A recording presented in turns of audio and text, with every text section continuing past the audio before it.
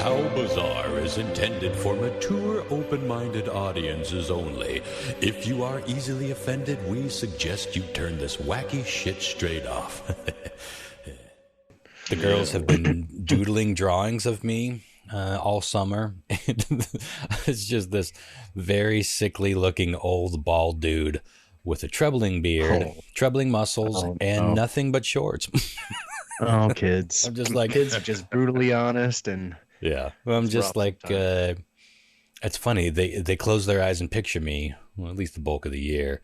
And it's just the dude without his shirt sitting around in his shorts. I've seen a lot of Ron in my time.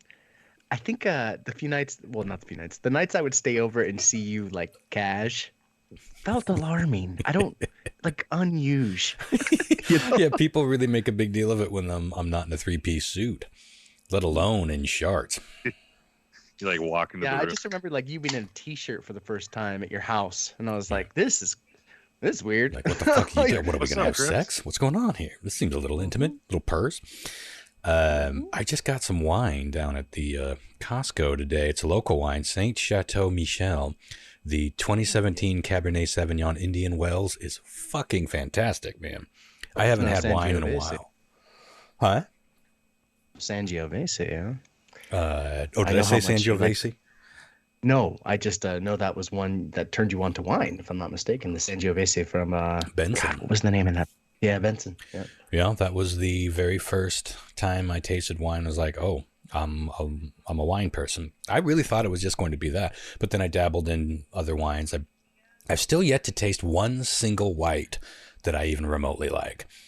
Just really? Don't have a flavor for it. Not paired with food. I've been to pairing parties. I owned a bar. I tasted a lot of fucking wine on distribution, flavor tastings, but just I was like, yeah, whatever. Chardonnay, Riesling. How do you feel about champagne? No, same thing. Don't like it. Don't. I can see why you let that. I can see why you let that vintage bottle of Cook's go right in my fingers. Then. Did you ever open that? I'm sure we talk about this all the time. No, it's still up above my sink. In fact, like 2 weeks ago, we all got to get wasted on that. We're like, God, I wish we had some champagne. And Bridget's like, let's open that fucking Cook's. And I'm like, I'm not opening it. It would die. It would be fine. It's the worst place that they were in was still relatively well stored, but they're airtight. What could possibly happen? I guess if you poured it, smelled it, and looked at it, you'd know if something turned. But about these. I want to go back to the shorts because Ron, I'm thinking about it now. I don't think I've ever seen you in shorts besides when we were kids. As an adult, I was thinking maybe you were wearing shorts when we were making the radar stage at your house, but no. I think you were wearing jeans. I usually wear jeans or Wrangler polyester trousers. I don't think you in shorts. Yeah, no, it was. I used to skate in shorts. Yeah, when I was a kid, all the time. Yeah, later on, I would definitely wear shorts when I still wear shorts when I'm out biking and hiking, which hasn't been that much the last couple of years because I've been so busy with other things. But yeah, no. And every time I would run into somebody on the loop trail, they would be talking to, like I would go up to them and talk to them. It'd probably be like 3 or 4 exchanges before they had any idea who they were actually fucking talking to. They're like, oh, that's you, Ron. Like, I'm just like, I do kind of wear a costume, and it's like being out of costume when people see me without my hat and vest and tie or Argyle sweater, or, I do have sort of a costume that I wear. So it's like seeing Spider-Man in his boxers, I suppose. It's just a whole different level. But you were about to say something that Bridget. We like champagne quite a bit, and my cousin Nick introduced something to us that Bridget bought, and they're called shambongs, and they are they look like a giant wizard flute, almost like a corn, like a pipe you'd smoke out of.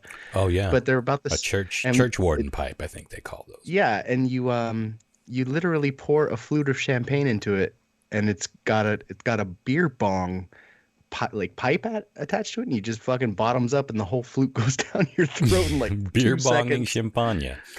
Oh, yeah, well, see, now that is Shambong, yeah. That is perfect for a 30-year-old improperly stored bottle of Cook's. Exactly. That's got to be 30 years old minimum, because I bought this house 22 years ago. It's hard to believe. But, and you know, when I found all those champagnes, they were tucked away behind a ton of shit. So isn't there a pool or something down below? I always thought there was. Yeah. Some of them were in the pool. I covered over. Yeah, that's the why pool. I always have that. Yeah.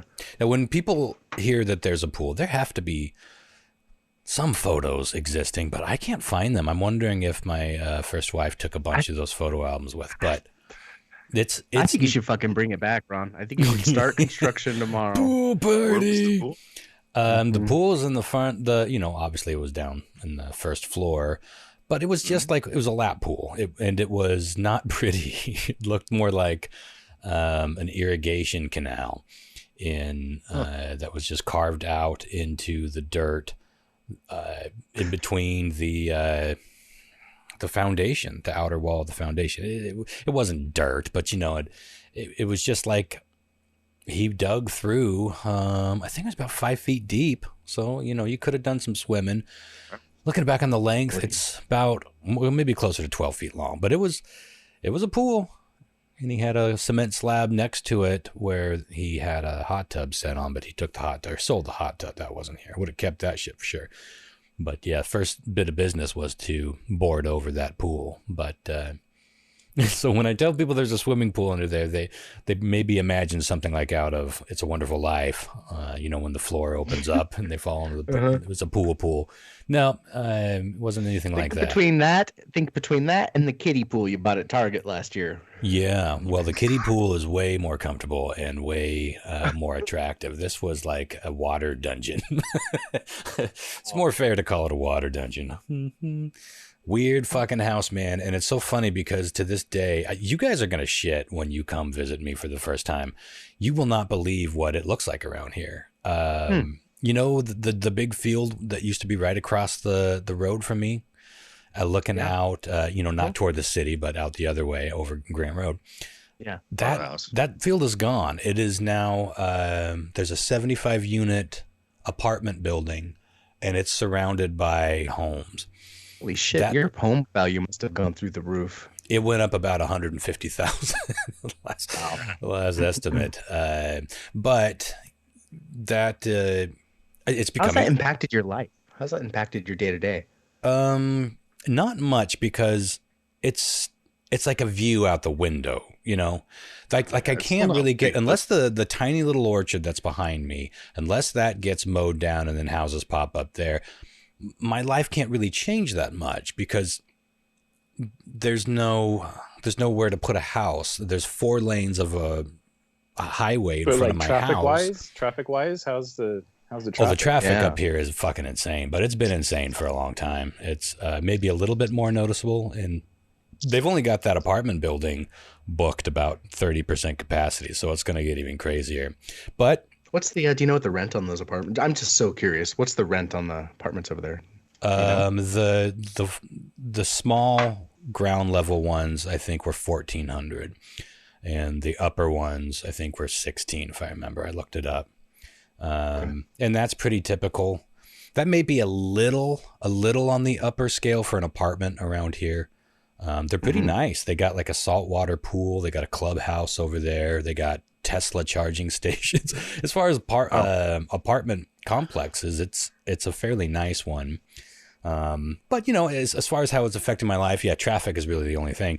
Other than that, I've got more of a view of city lights on that side, but some of my friends are starting to move into the apartment. So once everything's back to normal, I think it'd be kind of fun to actually all of a sudden I live in a neighborhood, because I kind of been out in nowhere. It wasn't a neighborhood for forever until now, and it's still kind of forming. So, and it's called the Maryhill section. So it's weird to see progress happening that fast.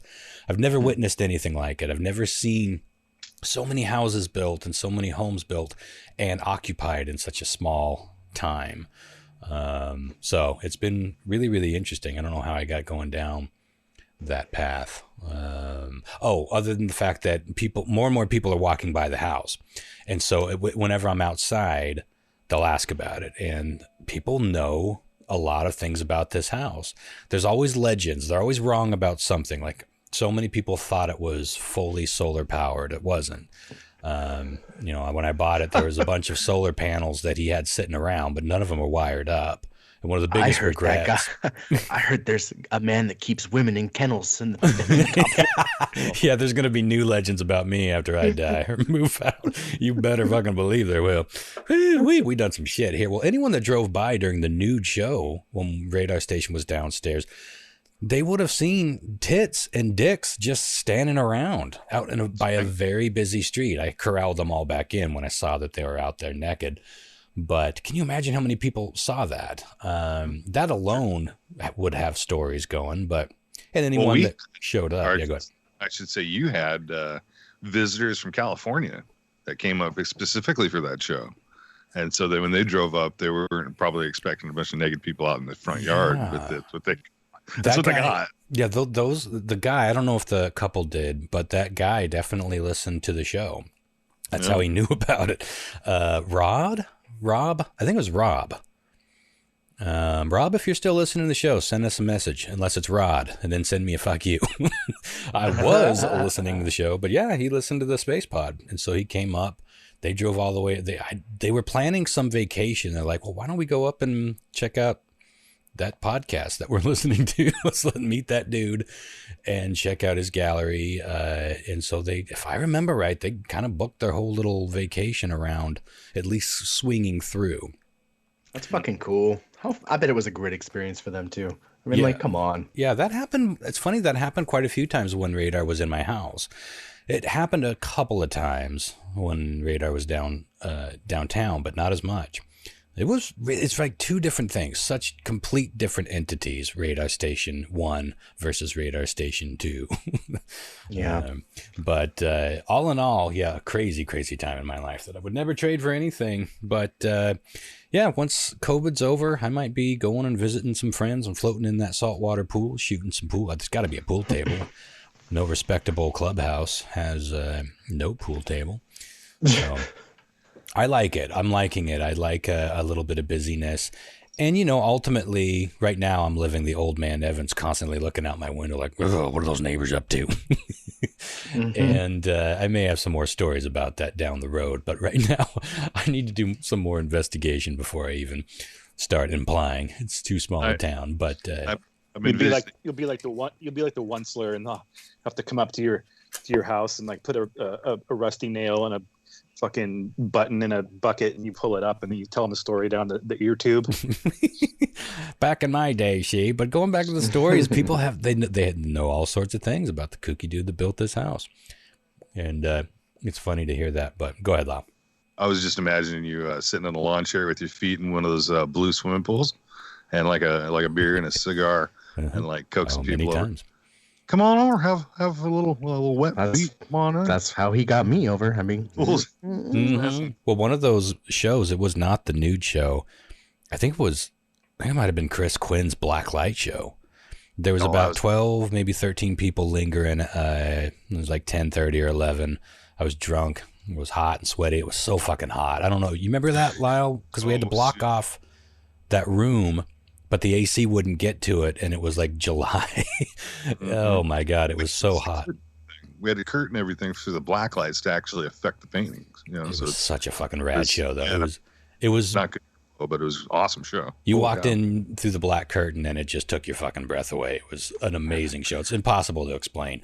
But after all of that, everyone went home, and there's like I said, about a dozen of us. And I just took off my clothes down to my shorts and just got in that kiddie pool that at that time was in front of Radar. And a whole bunch of other people just followed suit or unsuited and climbed on in. It was a grand old time. And that shit just, I never could have imagined any of that happening. It was all so natural and just unforced. Yeah. Quite. Yes, you're damn tootin'. There'll be legends about that. I think we should do maybe not tonight, but one of these episodes, top 5 favorite Radar Station moments. I'd like to hear them all. Well, yeah, I'd have to work on that. Yeah, that's what I thought. Most of them are kooky, not necessarily fun at the time. Like all stories, isn't that true of most stories? Like all the good stories I tell on this podcast were probably terrible to go through. Think of the ones that endure. You'll see what I mean. But yeah, I'll do that. I can work on some stories. Speaking of stories, should we get moving on to some news? Yeah. I was watching this. Oh, first of all, we have a bit of a mystery going on here in Wenatchee. There have been some interesting planes being spotted around town, like completely out of the blue.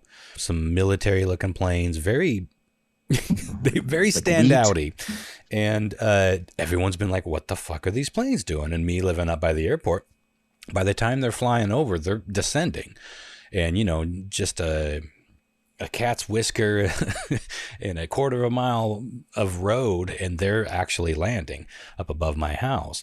So I see them pretty close up, and I'm like, "What the fuck is that?" There are no, we do have some aviation celebrations that bring in some old, we have wings and wheels and stuff, but it's like nowhere near any of those things. Like, what is this? And everyone's been passing around videos and pictures, and one of the local media outlets, NCW Life, just posted a story today saying that somebody called the airport and they confirmed that those are actual film planes. There's a Hollywood movie being shot here. Oh, that's fucking cool. Nobody knows any of the details. No one knows which studio. They only said that it's a major studio, and they're like, well, we can't say anything about it. And they probably don't know much about it. I'm sure they wouldn't have been told much except the minimum. So who knows who's directing and who's starring in it, but it's a major motion picture, and it's set in the time of the Korean War.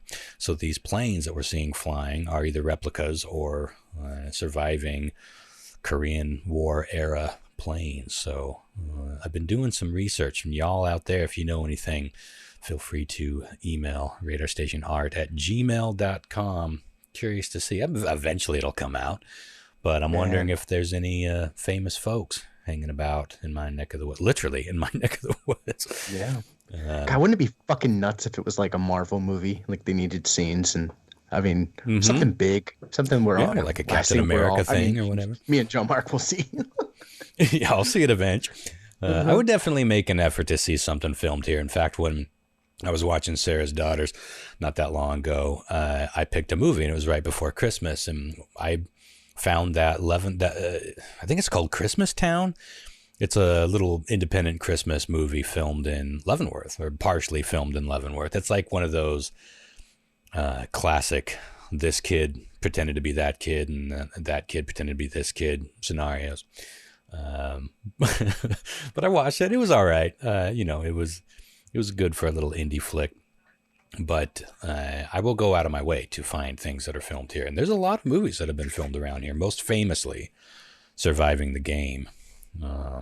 Ice-T. I can't remember what is. Oh, Ice-T. That's where Ice-T is hunted by Gary Busey and The Rock. Remember The Rock? Not a Rock. Did he call himself The Rock? It's not The Rock we all think of.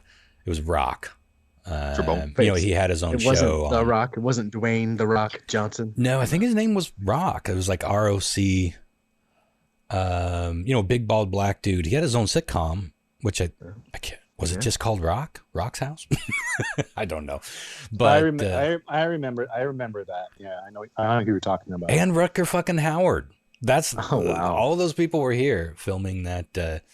At least parts of that movie. Ice-T was staying at the Bruce Hotel. Yeah, hey, Miles. Some of the scenes were shot directly behind in the alley of where the health food store used to be, where I used to work. Mm-hmm. Yeah, by the Liberty Theater. That brick road too that goes through town, that was mainly seen in that movie, where it's all brick. Yeah, Lyle, give me your best Ice-T impersonation. Oh, I can't do Ice-T. That's racist. I don't know his voice. I'm sure I told the story. Well, I can do a little bit because I talked to him. Go for him. I'm sure I told the story. We were all at Denny's, me and my dipshit buddies, and we were that was our whole life, with just being dipshits.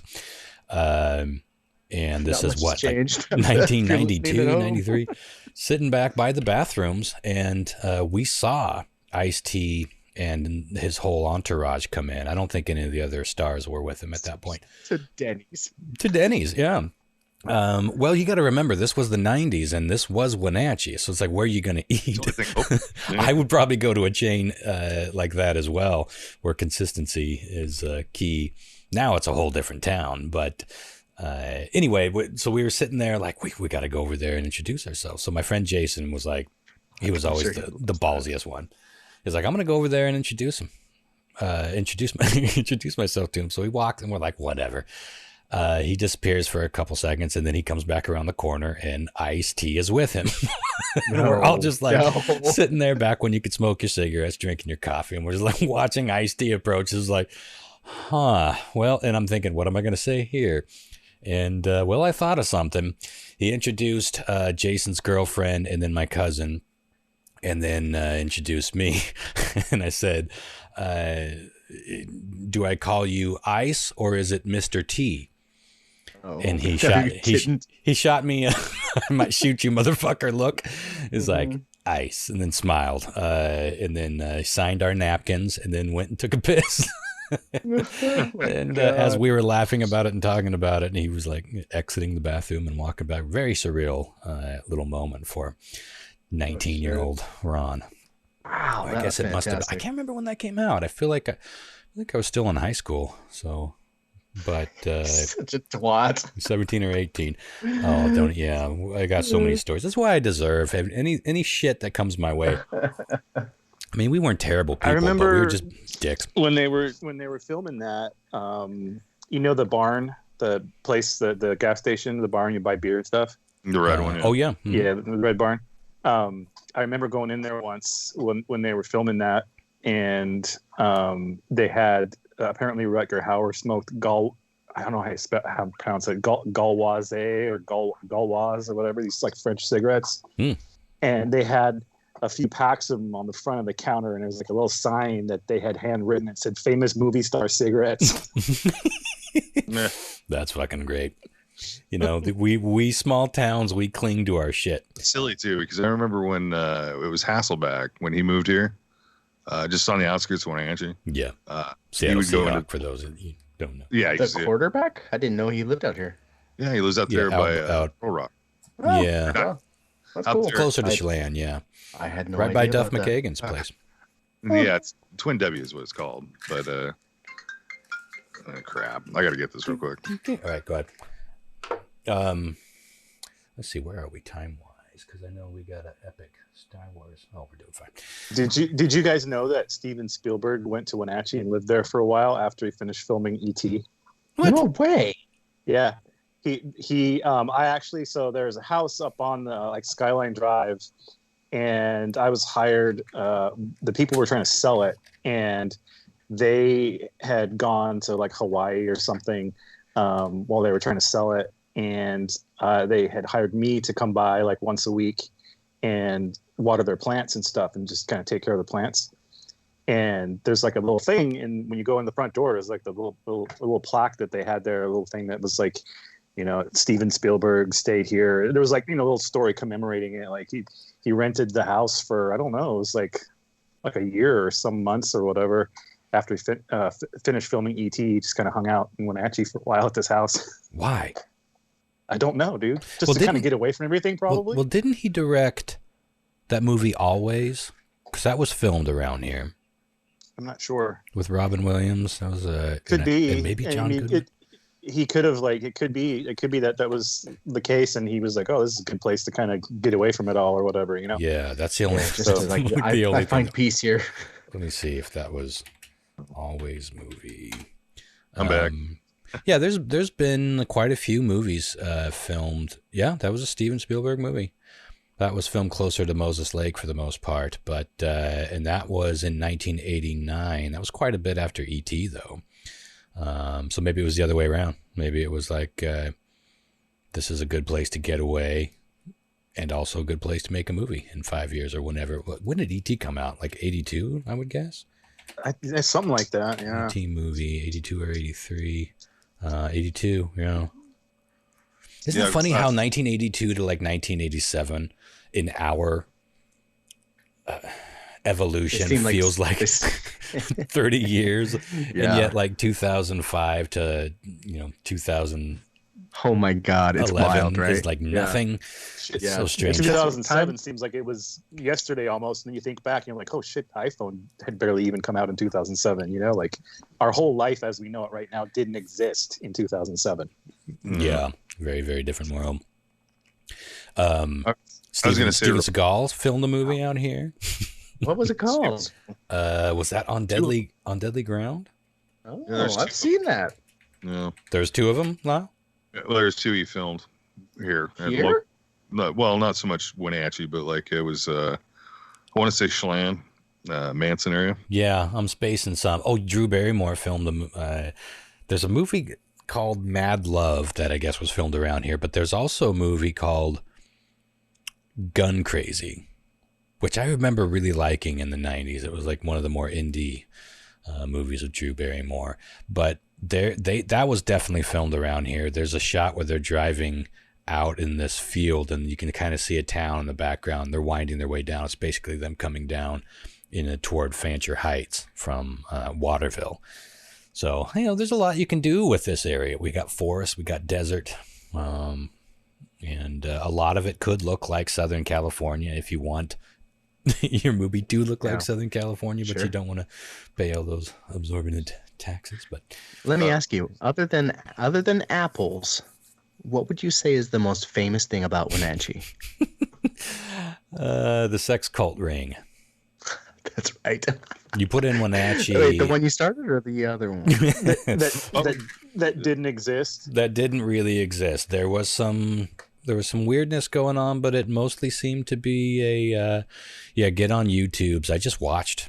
I was going to work on a story about this, but I aborted because now that I'm so plugged in with so many local media outlets that I'm producing, I don't feel like rocking that boat unless I really did my research, because there's one thing to like shoot the shit on this podcast and bring up some things. It's like, if I didn't really chase down those facts, I don't want to go anywhere near this kind of story because it ruined a lot of people's lives. It involved children, and who knows what was really true in the beginning, because there may have been some truth to it. And there seems like there might be some nuggets that just got completely, I don't even know the word, just blown out of proportion. Doesn't really cover it.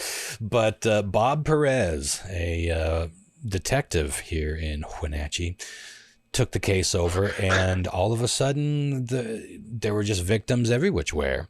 And he took one into his house. Like I can't remember all the details.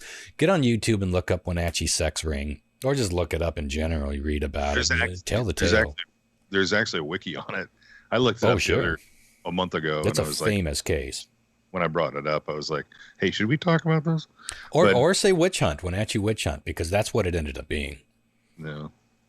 It's hard to really encapsulate in a few sentences, but basically it became the crusade of Bob Perez to make a name for himself, finding all these victims that later admitted that they lied, and maybe they were not necessarily coerced, but definitely encouraged by Bob Perez to go after these people. And oddly enough, everybody who wasn't initially charged, but like the pastor of the church was like, wait a minute, you like specifically speaking out, like publicly speaking out about Bob Perez.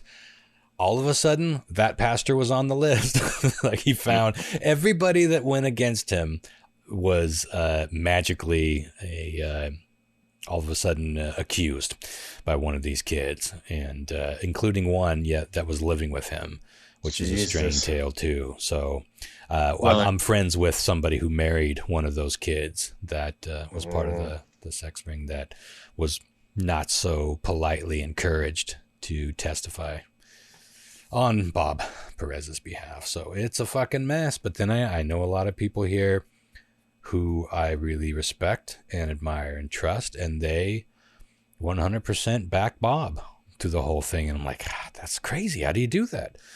How do you do that through all of this? Because again, no matter how it started, there's no question that Bob Perez was QAnon cult thinking, man. Yeah. Well, one of the I guess you'd call her a whistleblower at the time, recanted at the end of it all and said that she lied. The whole time. The original one, and that the girl ended up being she was a troubled girl, and she had a history of making false accusations to get attention. These were kids, and the proper investigation never happened. It really did just turn into a witch hunt. And I still see that pastor, Robbie Robertson, drive by in his, maybe he finally upgraded. He used to drive this red little Subaru that had it was one of those car truck hybrids where it had the front of a car and the back of a truck. Oh, a Brat, Subaru Brat. Was that what it was? And I would see him all Brat. over the place, and I haven't seen him in a while. But those things are pretty rare now, and they're kind of in high demand. It's kind of weird. Well, I was watching that new, highly recommended documentary series about the Night Stalker on Netflix, and one of the cars that he stole, the Night Stalker, was this orange. I don't know if it was a Subaru. I don't think it was a Subaru. It looked more like a Datsun or something, but it was this beautiful little orange station wagon. I was like, God, I want an orange station wagon from the early 80s. But I want it to be I want it to have the innards of a modern car, which are way more reliable. I think about that with the old Jeep, wood panel Jeeps. Mm-hmm. The old ones, just so beautiful. Yeah. I want just to have one, store one. It'd be cool. Panels are highly collectible. If you got an original panel with the original paneling, yeah, highly collectible. Another thing Wenatchee's famous for, I remember looking into this a while ago, Chris. It wasn't the creator of Popeye, but one of the most famous Popeye artists. I can't remember his name. He was from Wenatchee. I remember thinking, we got to do better. Popeye's great, but he wasn't even the original creator. He was just one of the more well-known. So that's funny because that's a tie to Bremerton on that. There is a bar in Bremerton downtown by the fucking waterfront. And in the basement of the bar are the original drawings of Popeye from the creator, the original guy that made him. And it's really? Before it was a cartoon or I don't know where Popeye started, a comic strip. I don't know how it started. Comic strip, yeah. Yeah, before it was a comic strip, I think he was a sailor, and he was in Bremerton, and he had he was able to get into access to this basement of this building, and he drew giant murals of Popeye, basically what he was working on. So you go down there, you can see them all. It's incredible. What is that bar called? I think it's called the South Pacific Sports Bar and Grill right now, and they have a basement, and in the basement where they store their kegs of beer, I went down there once. If that's the right bar, I'm pretty sure. It's incredible. That is incredible. Well, it's LZ or E.C. Seeger is the name of the person who created Popeye. If anyone wants to, Seagar. Is it Seagar? I have a cigar right about now. I guess I better wait until it's Chris's turn to carry the load. But apparently, one of the inventors, and it seems silly. It's absolutely ridiculous. But the guy that decided to pair up different fast food franchises, mm-hmm. you got KFC and you got a A&W. But the guy that invented that idea and then passed a bunch of stuff, got through the legality stuff, he lives here. And he's the guy that lives on the way out to Rock Island, off to down by the waterfront, down by the Columbia.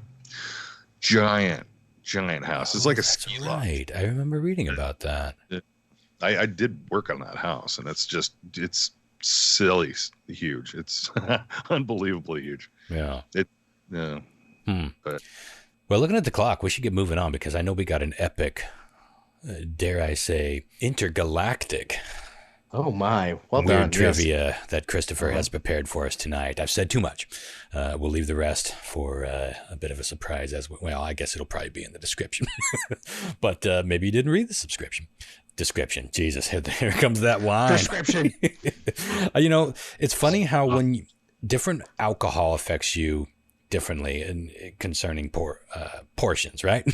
So how many beers you're going to be able to drink before you're like, maybe I should sit it out a couple before I get on that microphone and record a podcast. I definitely know how many whiskeys. I'm out of shape with how many wines it takes me to get where I'm going. So I'm going to put that glass aside for just a bit here, much as it pains me. God damn, delicious wine. Go get that wine, folks. You can probably get it at Costco in the Pacific Northwest. It's a pretty big winery. Anyway, before we get on to that, a couple of news stories. Let me start with one, and a half here because one's not even really a full story. But first, I got to say, Washington State is now the official first state. We've talked about this. We've been talking about leaning toward this. And now we are the first official state to start composting human remains. Mm-hmm. Legally and legitimately. Now this, I actually saw it from the New York Post, and this is a little snippet. It says 2 facilities in the Evergreen State received their first bodies for human composting, also known as natural organic reductions, or NOR, last month. And the process begins when the body is placed in a NOR cradle, along with, not a bad black metal name, along with 200 gallons of wood chips, bacteria, and I don't know how you pronounce this. Like they're laying in the wood, and then he had a bag of chips, or just want to see a gallon of wood chips. So you got wood, a bag of Lay's, wood chips, bacteria. I'm not sure how to pronounce this. Protozoa or protozoa. Protozoa. I don't know what that is. And fungi are dispensed into the mixture to speed up the process. Oxygen is also added to keep it between 145 and 155 degrees. Solar panels provide extra heat as needed. Now the final result is 4 55-gallon drums full of usable human compost. And then the family of the deceased. Protozoa are single-cell organisms. Protozoa? Mm-hmm. That's a good word. Good Scrabble word. You can do protozoa into a triple word score, game over. The family of the deceased can decide to keep all of it or donate a portion to the Hairland Forest. It's a human slurry, is what you're saying. No, kind of. That's how I'm fucking reading it, that's for sure. This whole show is becoming a human slurry. Woo-wee. I'm on a diet right now, so I ain't eating as much food. So half a bottle of wine. Same, man. Feel a little lightheaded. Hitting me hard. It's good, but not for reading. Anyway, so you can donate it to this forest, or you can use it to help plant your own shrubbery or bushes and trees. And I just think this is fucking magical. I know a lot of people may be troubled by this to some degree. People get weird about death and decomposing and all that. It's as natural as can be. It is kind of fucked up, but fucking circle of life, brah. But I was wondering, do you think you guys would do this, or will you do this? Because we have more options now. This is a brand new option of what happens to my body when I die. You going to science? I'm sure we have. You see that tree over there? That's Grandpa. Well, you know, if you could take me, my ashes home and like plant a Ron tree with little gap tooth pine cones, you know I'm looking into that window. So plan according. Yeah, I'm all for it. I'm all for it because traditional burial is horse shit and expensive. I mean, I was going to say that I want to be cremated, but this sounds like a much better option because you actually this is magical. Do something right with your remains instead of just sitting on a shelf somewhere and for someone to like spill or toss in the breeze somewhere. I don't know, whatever, you know. Mm-hmm. I'm thinking maybe should I hang out? Maybe get a kidney that way. I don't know. Maybe you can grow a kidney. Yeah, can I get one of those? You know, we've talked about that too. That kind of science isn't that far off either. Literally growing organs like plants. They're kind of doing it now on like a microbiological level. We were going to get a guest on at one point talking about that, but I don't remember what happened with that. Maybe he heard the show and canceled. Well, here's the deal. Back to front. Nay, I say nay. Well, here's the deal. Like, what would happen if you took your loved one, had that done, and you started a garden, and you laid the remains of your loved one into that garden, said garden, and like I don't know, a couple of years from then, like your kid's playing around with the flower that's grown in the garden, finds like a half a hand, or like a knuckle. For sure, you were gonna say vagina. No, it would be decomposed. But you talk about like bone material and stuff; it'd still be there, right? I mean, vagina. There's a possibility. You know, you might find like a jawbone or something weird. You know. Well, I don't think this is like a site where they go to. It's not like you are given a bag full of grandpa that you plant in the yard. Not right? yet. This is like, not yet. You have the option. But eventually, I suppose, even when it does become a scenario where you can take grandpa home, I suppose you won't be getting the full meal deal. I don't think they could trust the average schmo with properly, getting the right wood and chips and bacteria and protozoa. You know what I mean? I think that they would give you the drums. I don't think you would get any. I don't think you would get any You're not gonna bones. get I don't know how this works. I don't know what's left. It doesn't say anything about that in the story. Like how much. I mean, compost is broken down materials, like by definition, right? It's like. So I can't imagine that you would actually get a full-on bone, but who knows what's going to happen with, we talk about all the time what disasters can happen when we mingle science with nature. This is not necessarily, well, I guess it is science with nature. There are chemicals involved and proteins and bacteria. It's man fucking about with things. This is not something that automatically happens. Well, it kind of is. We're just helping it along. I don't know. I have no doubt in my mind that, like, if you were to do that, like, your body's going to it's going to decompose. I highly think that a lot of your bone mass is going to still be stable for quite a while. At least a few centuries. Maybe they strain it. They fish that out. I'm sure that they have. What about the concern of like all of that too? If you're just hiking in the woods and then it'd be like the John Mark and the deer story, but you fell into a pit of like human debris. A hit of grandpas that didn't go home. What are they going to do with the bones? Yeah, interesting. We'll find out, but they're rocking and rolling. All of that's in the fine print at this point, I guess. Chris, crazy. What do you think? You getting buried in the old coffin? That does seem old-timey. I never thought about the composting thing. I never really gave that a solid thought till you guys started chatting about it, truth be told. Yeah. Because it just hasn't seemed to be a real option for me. But I was a solid cremation. But, I do like the idea of new technology. Yeah, I do like the idea of them putting me in a planter somewhere and letting the earth take care of business. And then I think the better, maybe this is exactly what the service is. I might have missed something, but if they could like do that and then give the family the earth that has the remains, like the bones are no longer in it, give them that and say use or this a little startling. Yeah. a little arborvitae sort of like starter. the Transylvanian dirt in Dracula's coffin. There you go. It just seems like it's rife with movie and fiction ideas. Where, well, I guess it's all biology. But humans can sort of hybrid. For some reason, all of a sudden this popped in my head. You remember the Creep Show movies, the Stephen King and George Romero? It was so much fun. I loved those. But one of them, I can't remember which one. It was in 1 or 2. I haven't seen 3. I came later. But was the lonesome death of Geordie something or other. Now, Merrill or Bill or I know what you're talking about. That one's a great one. That one's super fucking creepy. Well, the one with the bugs. It's the one where like a little comet or something falls from space, and in the movie it's Stephen King playing Geordie, and he finds this thing, he picks it up or whatever, touches it, and then soon he starts growing like vegetation out of his skin.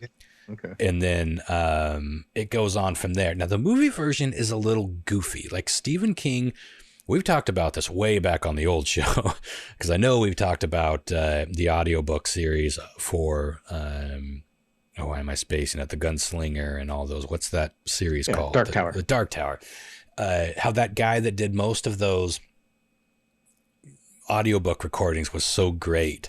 And then I think he died like in a motorbike accident or something? I think he got hurt bad enough where he wasn't able to do his work any longer. I don't think he died. I might be wrong though, but I know it was a motorcycle accident. He couldn't do it anymore. And then Stephen King took over. And it was like, Stephen King, I've heard a lot of his audiobooks actually, and some are better than others, but he's so cartoony and goofy with his own words. And that's how he was portraying that in the movie. But I didn't see the movie before I had seen the graphic novel version, which I'm assuming was based on the movie as opposed to the usual or the often other way around. The graphic novel version of that I read in the library in high school. I don't know why they had it in there. I don't know if they would have that kind of shit in the school library at this point, but that's where I saw it. And holy shit, it tormented me because it goes through this whole thing. I won't give a spoiler because you should just go watch all the creep shows are great. Yeah. Was it Bernie Wrightson who did the art for that story, or was it just someone that looked his work in my memory? It could be. I haven't seen it since high school. I'm gonna look it up right now. I avoided it because it deeply troubled me. The ending of it was way more sorrowful and way more painful than Stephen King's. Stephen King is like, the movie version was like Gilligan finding a fucking space ball, and it was like, oh, what do we got? Rod's here. Oh, Jordy, you're in it now. And then it just never recovered for me in a likable way. And I remember being when my friend Scott and I were all about renting horror movies. It was after I'd read the book, of course, and so we went and got Creep Show, and then I was like, holy shit, it's like the movie version of that. I was like, oh my god, it's gonna torment me all over again. And then I was like, nope, they kind of dropped the ball on that one. But for some reason, it got me. Good lord. I haven't been good and drunk on the podcast in a while, so whatever. It got me thinking about the mingling of humans and was vegetation. Bernie Wrightson who did that artwork. Wow, good call. Yeah. I did not know that. Bernie Wrightson is fucking fabulous. His Frankenstein book, I think, is one of the greatest. It's not really a graphic novel. It's like it's like an illustrated book because it's mostly text. But look that shit up. Those illustrations are ungoddamn believable. As far as comic art, it doesn't really get much better. Yeah, for me, growing up as a kid, I always thought if I were to stumble into a bunch of money, the way I'd want to go is mummification. Where they actually did. Be a mummy, huh? Huh. I would have someone to. Would you curse? Now, if you had the option to put a curse upon yourself, would you do it? So that whoever finds you is like stricken. Maybe. It's possible. Maybe if I'm being a little bitch. But that is kind of the ultimate bitch move, right? Like, fuck you. You have no way of knowing. It's out of preserving your body, versus say like if you yourself, you got it maybe a year, and then you're gonna be you're not gonna want to go to any party. It sucks, man. Who wants to have a fucking mummy, really though? Like, well, I'm not gonna hang out. It's not like I'll be underground. I thought it was more like a mummification, set me up in the corner of my favorite curiosity shop. Whatever. That's kind of cool. That would be kind of cool. What he's all about. Now I think about it, though, I think maybe cremation is the best way to go, because you're getting the process done super fast. You know what I mean? Nothing like burning to ash. Yeah, and it's done. And it's done. It's so economical in terms of logic. But speaking of economics, I guess that's what it's all going to boil down to. Who knows how expensive this process is? It could be way more than even buying a coffin, which is ridiculous. I brought that up, this story up, I believe, when it was in the very infancy of. Yeah, I remember talking about it. And because what they were wanting to do is actually put you in a tree, like in the roots of a tree type of a simulation, and then the tree would actually eat most of your body nutrients from your body. I just think it's but it was fascinating thought. It wasn't a dirt thing. It was an outside of the ground thing. Does that make sense? It was like a pod thing. Yeah, well, there may be a few projects going on that this could be that. But yeah, who knows how ultimately it's going to go down. How long that would take? You got to decompose and have to suffer through all the cycles as that goes. It's not a pretty sight. Nobody wants to see that. So I guess. But what do you care? You wouldn't see it. Yeah. Well, no, and you probably wouldn't feel it. But what if you would feel it? Oh no. Yeah. That's the kind of stuff that brought me back to that Creep Show, because he felt it. He felt it. The last panel, fuck it, I'll spoil it. The last panel in that comic book was just, he had gone full vegetation, and he basically, like, the last shot was just this very grassy plain leading into the mossy woods, and a little like voice cloud over it saying, "Oh." You never go full vegetation, bro. Never go. Tormented a young monster. All right, one more before I turn it over to all you. This isn't really a full story, but I saw this on, well, I didn't write it down. I don't remember where I saw it. But if you're feeling tired and you feel like you're getting a full night's sleep, and yet no matter what, you wake up feeling a bit sleepy, you may want to set up a camera in your room, because a woman did just that after weeks of waking up feeling like she barely slept. But as far as she knew, she slept through the whole night. So she set up a camera to see if she was having some sort of like night fits or sleepwalking, or what was going on. But it only took one night of the setup to reveal what was happening. I'm going to send you a shot right here. I'm sure you're all... Well, actually, before I even send it, do you want to take a guess? What she's going to find in the... I think I saw the story, so I won't spoil it for anybody who doesn't know yet. Yeah, I would say creepy roommate, like staring over while she was sleeping. Ooh, that's a good guess. Is it an animal, like her cat, like sitting on her face or something? That'd be my life. We'll take a look here at the picture. Facebook. I fucking knew it. It was the fucking cat. That cat is straight up trying to kill this woman. That's not even... Well, this is so funny because, and like, kind of alarming. That's a devil cat right there. Yeah, well, the cat's name is Ginger, and she was the culprit. Now, she was basically just smacking the woman over and over and over, and then patting her on the head, and then jumping on her, and razzling, and otherwise just pestering her. And how the fuck does that not wake you up, dude? I mean, come on. Oh, like, some people can sleep to fucking anything, but it was enough to break up the sleep. I envy her ability to not wake up to that. Like, I do and I don't. You see, those are the kind of people that die in their sleep from apnea, or they don't get out of a house fire in time. It's enviable to a point, and then ultimately, I think I would rather know what's going on in my most vulnerable state, even if it makes me sleepy for the rest of my life, than be able to sleep through some of the shit. Like my friend Jason, that I was just talking about. If I had to wake him up, you almost had to punch him. It was insane that someone could sleep that deep, and everyone in between. It was enough to disturb her patterns. Like she would slap her away.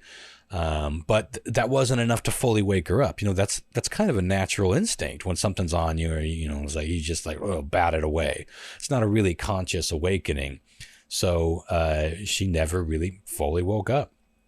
So when she watched this video, she was shocked to find that Ginger sat there for over 4 hours. She fast forwarded through the video, and the cat did not move. God, this is some paranormal captivity. Yes, like wobbling over, except smacking her the whole time, just smacking. And she's constantly swatting her away, but claims she never woke up. And this is a big eye opener for, I think, a lot of people who maybe have pets and aren't sleeping. You have no idea what's going on.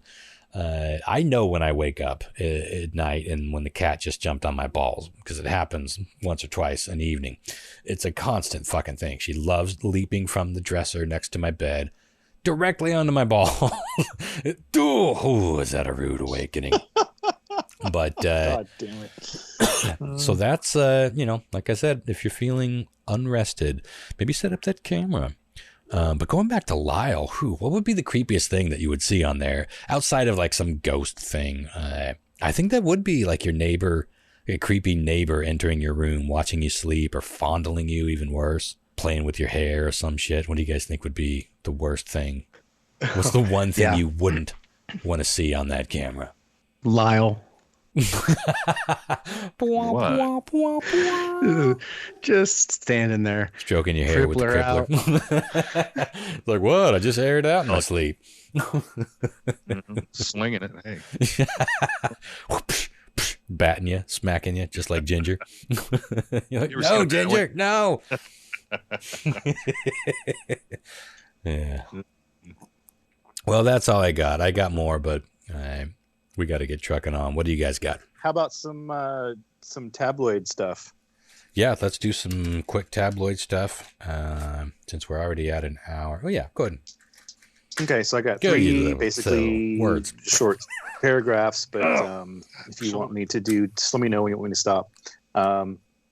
A man in Western Michigan has successfully sued his parents for destroying his pornography collection.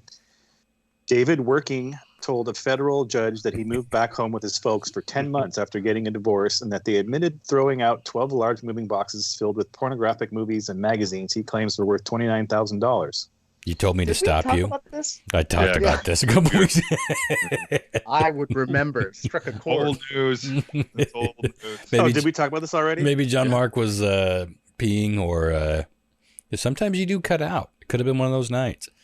Mm-hmm. Yeah, remember I called him jerking because it was so close, because working is spelled with an E. Anyways, judge said that sided with him and he was entitled to compensation. As his father Paul didn't see it that way. He said, "Frankly, David, I did you a big favor." Yeah, remember that was the guy who had a lot of incest themed porn in his collection, and the thought of your family discovering that you're into incest porn really captured my imagination. So anyway, okay, so here's worth a another rehatch. Jesus, motorists were startled to see a naked man wearing only a panda mask rollerblading down an 8-lane Ohio highway. Panda the streaker mask? who carried a panda mask. Okay. The streaker, who carried a golf club in one hand, traveled at a high rate of speed down I-670 in Columbus. He managed to elude police, and his identity remains unknown. "This dude's on the freeway naked," exclaimed one shocked driver in a now viral video. He's on the freeway naked.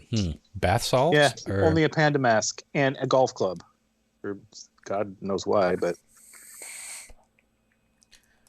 Theories? Interesting. Are there any theories? I guess drugs or mental illness. Sex thing. Or just like... Well, Chris might be onto something, actually. It doesn't say when this happened. I'm assuming it was, within the last year. So maybe he was just fucking bored and like, I'm tired of this lockdown shit. I'm going to... gotta do something. Well, going back to the sex thing, I mean, we've all been there, right? Hiding in the closet. The husband comes home. I didn't know she was married, folks. She didn't say anything about it. And I never asked. I ask now. You gotta know that. But, one snafu can lead to the next, and suddenly you're naked in a furry costume heading down I-5. Oh, it can happen. I think Chris is onto the true meaning here. Do you think those hatches on the furry outfits are in the front or the back? Yes. I think they're anywhere you want them to be. I think they probably covered all orifices and peripheral sexual parts. Like the boobies. By the way, have you ever... Okay, no, I'm not ready to get into that. Not drunk enough for that. Come on. You got one more, John Mark? Come on. Sure. A Kentucky man used a flamethrower to clear the snow from his driveway. In an online video, Timothy Browning is dressed in a white bathrobe, black socks, and sandals as he calmly sprays long lashes of fire from the weapon, instantly melting the snow. With his offhand, Hero. With his offhand, he puffs on a cigar and takes long swigs from a can of beer. He concludes the work by triumphantly throwing the beer can into the snow. "God bless American rednecks," he said. It's Cousin Eddie. I was just going to say, now, what does that make you think of? And that's exactly. Shitter was full and the snowblower was stolen. Mm-hmm. Yeah, hero. Now, is he in any kind of trouble? Like, would there be a law forbidding you to use? Because that's a weapon, right? A flame. Well, maybe not. It doesn't say so. I guess a flamethrower could be registered as a tool. It could be a tool, clearing. It could be like one of those. Well, they do have. Well, no, it says long lashes of flame, so that sounds like a flamethrower. So who fucking knows? They actually use those for melting roofs. So I mean, that's not like they're illegal. Huh? It seems like we would see more, but we probably will now. Get a 6-pack of beer, snap to your belt. The problem is put on the bathrobe and go to it. The problem is when you do that, you create ice. So at the bottom of that guy's, when he's gonna drive into his driveway, it's a sheet of ice. Yeah, there's a skating rink somewhere down that hill. Mm-hmm. Or at least down the road. Mm-hmm. It's your problem now. Sounds like a problem for near me. Well, Lyle, did you have anything you wanted to bring before we get on to an epic? Very, very excited about this round of weird trivia. You know, I looked around and I didn't find much of anything to really talk about. We can talk about it, but it's not really all that spectacular, you know. Well, I had dialysis today, so I'm just kind of like. Well, I think it's a good episode to not bring anything because we're over an hour, and Chris said this is how many questions? 10, but you know they're fast ones. I actually ran this past 2 people as a preliminary, you know, a dry run, if you will, and I was surprised at how well they did. So I think you guys are gonna be all right, but we'll see. So yeah, I just lit a joint because I thought Lyle was gonna bring a story, so now I'm just gonna talk about Star Wars for a minute with y'all. Okay. I've said it for weeks now. I'm still Star Wars crazy. I have been going through all the Star Wars, not just the movies, the shows, everything in a chronological Star Wars universe order. Okay. Not getting jiggy with the orders because you can do that, you know. Yeah, I've watched it machete style, and I found that to be quite enjoyable. Are you familiar with that one? Yeah. God, who did I watch it? Nathan, I think it might have been Nathan that told me about it, but I don't remember who I watched it with. But yeah, I have seen it, and I liked it. It worked. I don't know. It does work because you really don't need episode 1. Machete style, if I remember correctly, starts with A New Hope, right? And then it jumps to, then it goes right into Empire Strikes Back. And then you jump back to episode 2. You don't even watch episode 1. Like that, you just throw it in the garbage. Right. You need to learn about midichlorians and see pod racing. It's not fucking important. I understand kids may like those parts, but if you're like, you know, really into Star Wars, and then you finish up the prequel trilogy with Revenge of the Sith. Then you finish with Return of the Jedi, and it's really fun to watch that way because I don't know, the story transitions really nicely. The more I enjoy the Mandalorian and the other stuff that they're putting out, the more I get a little sad about the last 3 movies we got. And I traditionally those have sat okay with me. Like I haven't disliked them, but I'm not in love with them. Like I really enjoy the Mandalorian. Yeah, the Mandalorian is great. The last 3 sequels were okay. I mean, as I really liked The Last Jedi. A lot of people fucking hated it. There was parts of it that I didn't like. Obviously. That was the Rian Johnson one, right? Yeah, I agree. And is that that's the most recent one? That was the second one. To me, that was the best Star Wars film since. I mean, I think it's up there with Empire Strikes Back to me. It has its problems, but yeah, I don't know. I kind of enjoyed it. But what do you think is better than Rogue One? I just recently rewatched that and I liked it a lot better than I did the first time or two. It's a great flick. It's up there. It's up there in my top. John Mark, probably. ET Dubs. What? I've started compiling a list of things I want to talk with you about when we do our side quest Star Wars. So, cool. Yeah, we could probably go down a rabbit hole with that one. Yeah. Well, fuck. Okay, so here's the deal, guys. I got 10 Star Wars trivia questions for you. And they're mostly like, I would call them more behind-the-scenes stuff. They're not necessarily like, where was fucking Jar Jar when he was born? Or anything crazy like that. It's more about production and who did what and that type of thing. And some kind of random trivia. You know how I like to spin it. So. All right, well, we shall see. And we do have, as eventually promised on the last episode, we did finally come up with a way of selecting listeners to champion for. And I thought for the time being, unless any major sea changes happen, here's how we'll do it. The first person to comment on each episode of the week will be assigned John Mark for obvious reasons, right? Like you're going to be first, then you're most likely going to win. Second to post, early bird gets the worm, will be Lyle.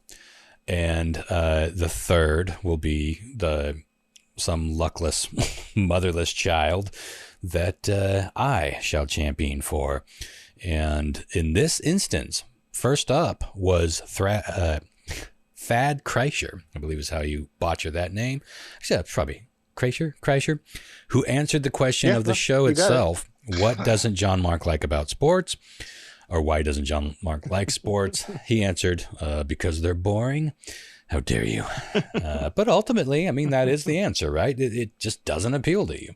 If you don't like it, you don't like it. Some people think Radiohead's boring. I think they're one of the most fascinating bands to come out of the last 20 years or so. But ultimately, it's up to you. So, John Mark will be playing for Thad, Lucky Thad. Next up was Ron Compstein, I think is how you say that, Compstein. Hope I'm botching that one as well. Ron said, the last 5 minutes of the podcast was 100. Yeah, that was, it was hilarious listening back to that, I have to say. So Lyle will be Ron's champion. That's a little confusing here coming out of my own mouth. Ron, let's go. Yeah, the Rons have twice the chance of winning tonight. And the poor fucker that gets me is Stephen Moyers with the comment, "We love y'all." Thank you, Stephen. Let me return the sentiment by losing a game in your honor. And I guess an honorable mention, Skip Faltisco. Why don't you guys have easy names? These seem all tricky. Almost snuck in there in time with his comment, greatest unknown podcast out there. Indeed. Thank you, Skip. And thank you all for somehow figuring out what the fuck we were trying to come up with on the last episode. Figure out how to play along. But I think it's more clear now. Just be the first 3 to comment on the podcast post on our How Bizarre Facebook page. And in that order, you will be playing for who is doing best or worst. And with that, I will turn it over to Chris, light my pipe, and get back to my wine. Okay, ready for this, are y'all? Yeah, when I told Chris, it's like, I think I'm going to freeze on this, like Han Solo, he responded with, "See, we shall." Mm-hmm. See, we shall. Okay, motherfuckers, speaking of Yoda, before Jim Henson was brought on to make cutting-edge animatronic puppets for the original trilogy, George Lucas had tinkered with portraying Yoda in this way. Was it A, as a large rubber caterpillar? Yeah, I don't know why that's funnier than what they ultimately came up with, but it is. Is it B, by applying makeup and prosthetics to a little person? Mm-hmm, mm-hmm. That's what they did in Spaceballs. Yeah. Is it C, they portrayed him as a collection of leaves and branches that speak and move? Oh, yeah, that's meta. Or was it D, by putting a rubber mask on a trained monkey with a stick? Banana. Zero idea about this. What order are we going in here? Because you won last week, Ron, you're going to be going first. We're going to go to dish. So Ron, Lyle, Lyle, woof. Guess I'm drunk too. Ron, John Mark, and then Lyle. Well, the caterpillar's really capturing my image. But I was really expecting you to say stop motion. That would have been my guess. But since that's not on the list, I feel like the most practical thing would be to apply makeup, or prosthetics to a little person. Okay. Which isn't that far away from what we got with a lot of Star Wars characters. Yeah, that's true. Okay. John Mark. You know, I should know this, but I don't know if I know it 100%. So that does seem like one that we should know. Yeah. Especially since I've read The Making of Empire Strikes Back.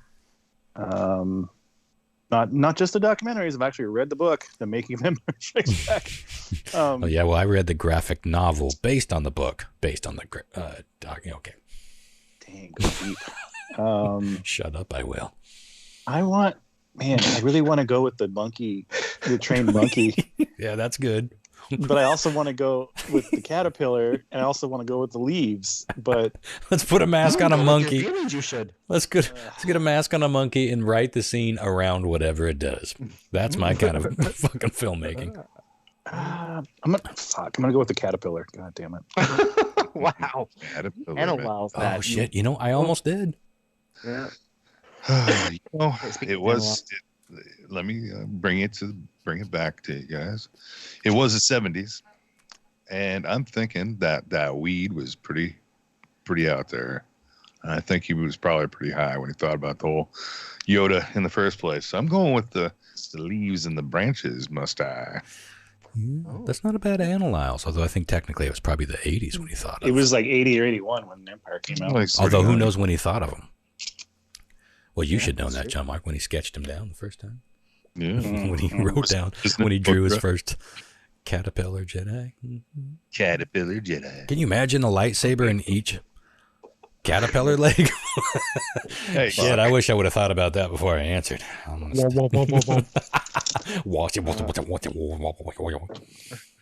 Okay. Darth Maul would have looked like shredded wheat. Fuck. Question 2. True or false? The word Ewok is never actually spoken in the first 3 movies. Oh, interesting.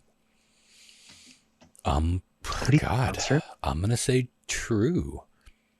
Even though I can't picture a scene where someone's saying, it's the Ewoks.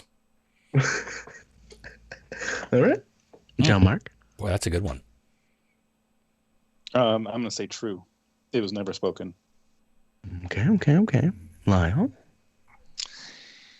Seemed to me like that's the only thing they used to say.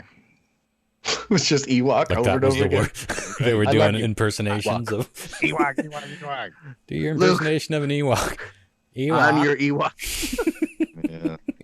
Ewok. There go false.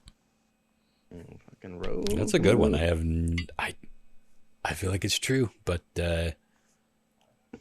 fuck. Okay. Good question. Question 3.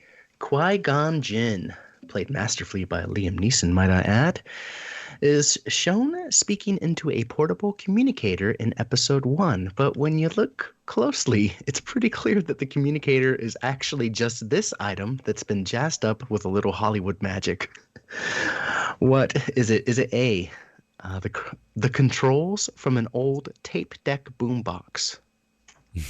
Okay. Is it B, a banana taped to a deck of cards?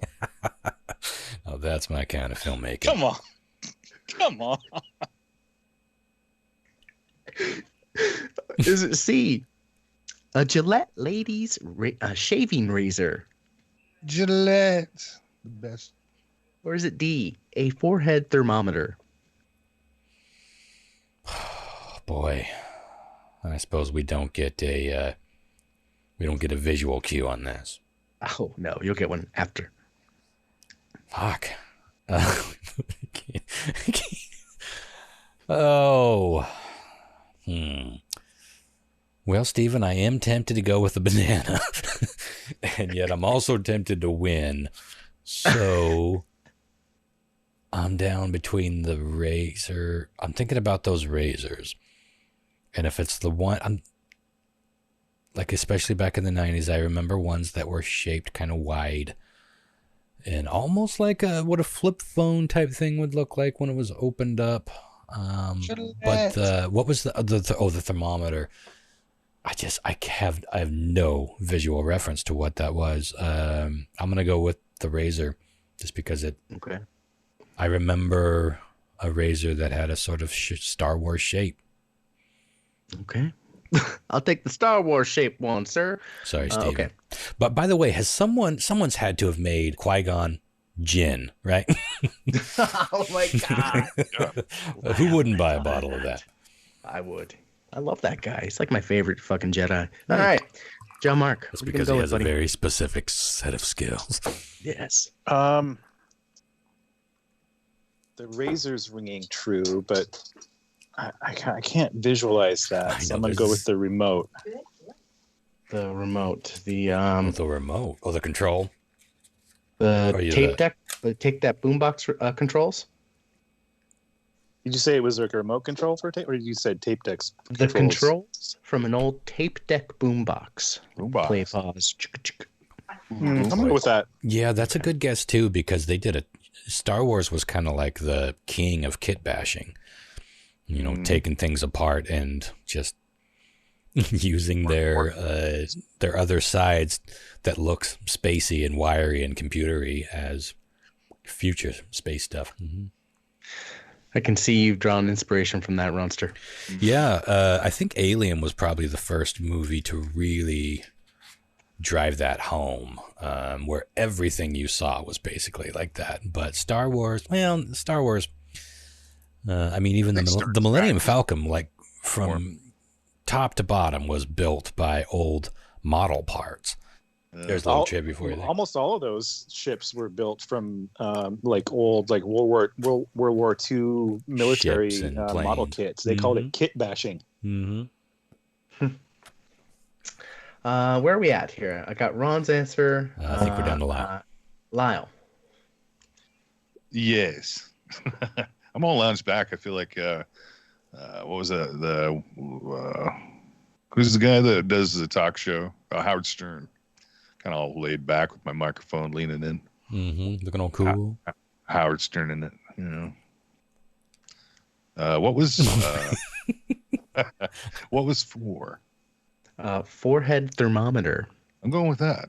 Okay. Make it easy. All good guesses. It better not be the fucking banana. Some inside joke. It wasn't just a banana, Ron. It was a banana taped to a deck of cards. Okay. Okay. Okay, guys. True or false? George Lucas famously is quoted saying that Darth Vader was a character inspired by his childhood experiences with a drunk father. Oh, God. True or false? I feel like I've heard the origin story of Vader, and that's not ringing a bell. I'm going to go false. Okay. John, Mark. I want to say false too, although I don't know why. Yeah, I don't either. Yeah, because his origin stories were actually pretty sound until he just got corrupted by the dark side. So, the conception of the character. Mm-hmm. All right. Oh, yeah. Let's move on to question 5. Interesting. I don't have a question 5. It jumps right to 6. All right. We got a free one, guys. Don't you love it when life gives you a freebie? I'm going to give you all a fucking point. That feels good. Win-win all the way across the board. Mm-hmm. I don't know how that happened. Okay, cool. Question 6. Doing stuff is hard. This wonderfully crafted 9-question Star Wars quiz. All right. Question 6. This famous director turned down the offer to direct Return of the Jedi. Was it A, James Cameron? B, David Lynch?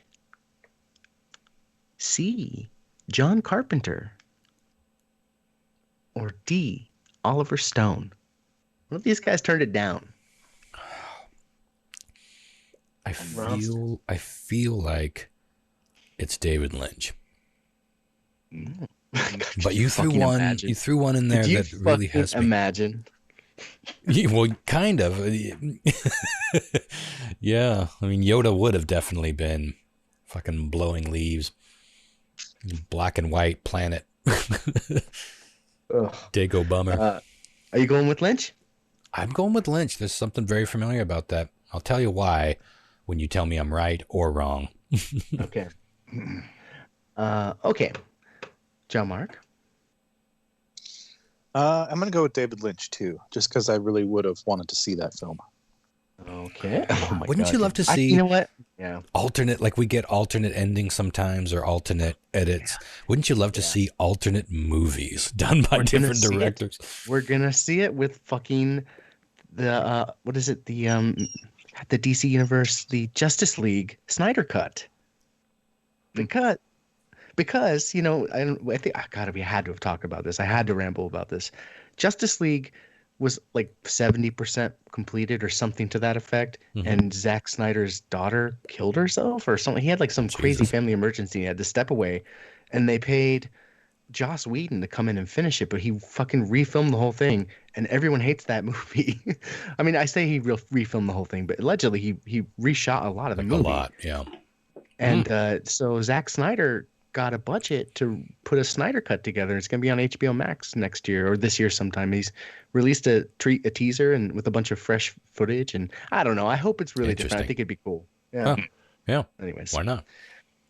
Okay. And this Lyle, this is an official, like, Marvel or it's DC. It's officially DC approved. Yeah. Huh. Very unique. Cool.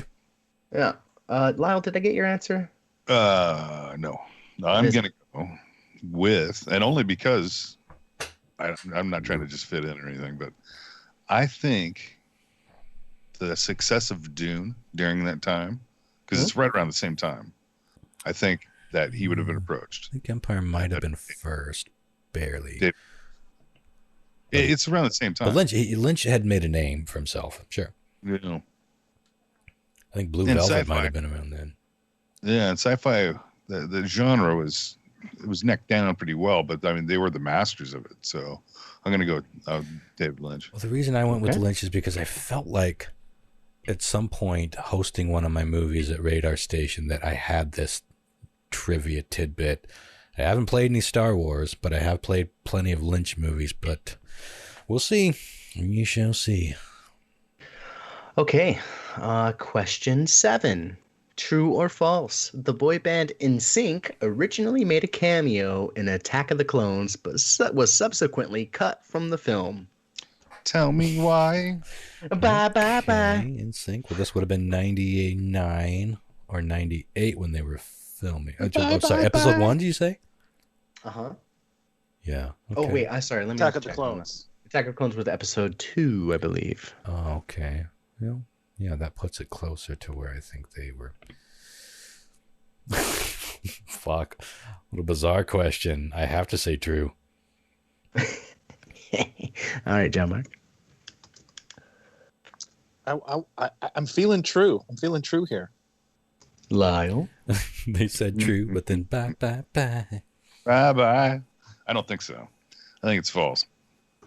Okay. I'm sure they were huge at the time, but that's like throwing Celine Dion in an Indiana Jones movie. It's just not going to happen.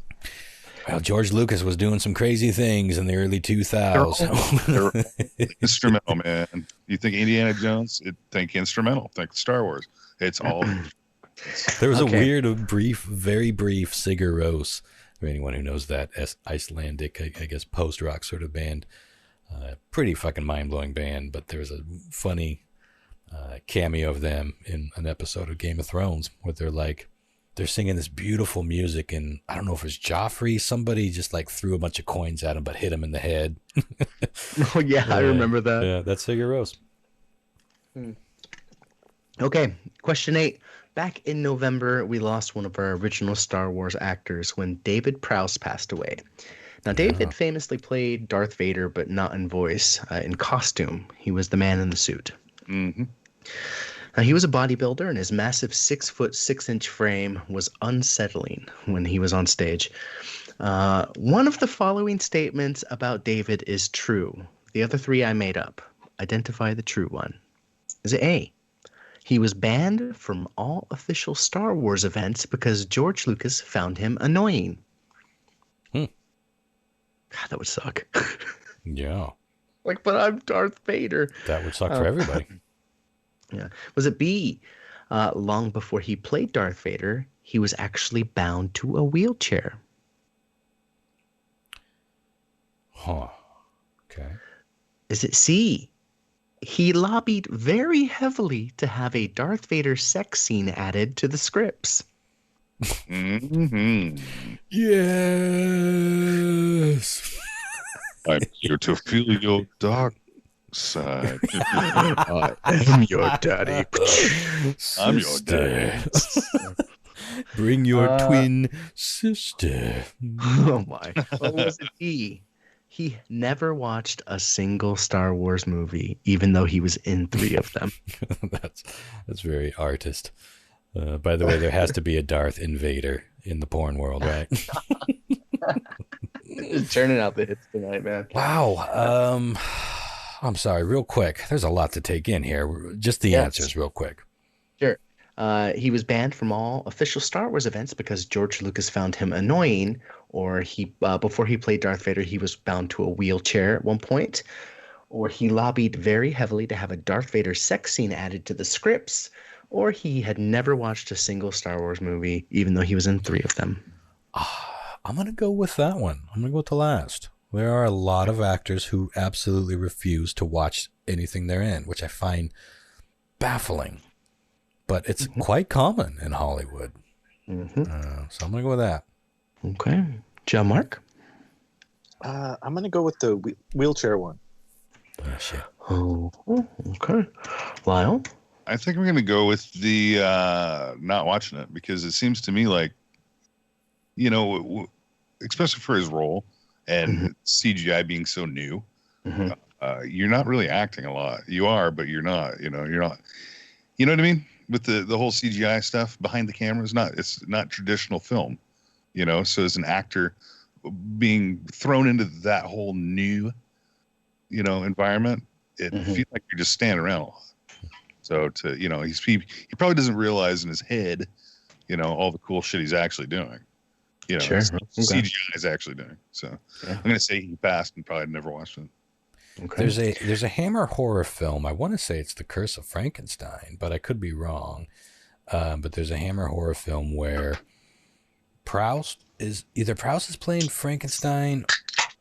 I don't remember the exact setup, but it's Proust fighting Peter Mayhew, who was is it Mayhew or is Peter Mayhew? Yeah, that was Chewbacca. Can't remember his name. And they were both Raslin. So well before Star Wars, you had Chewbacca and Darth Vader Raslin in a Hammer horror film. I wish I could remember which one that was.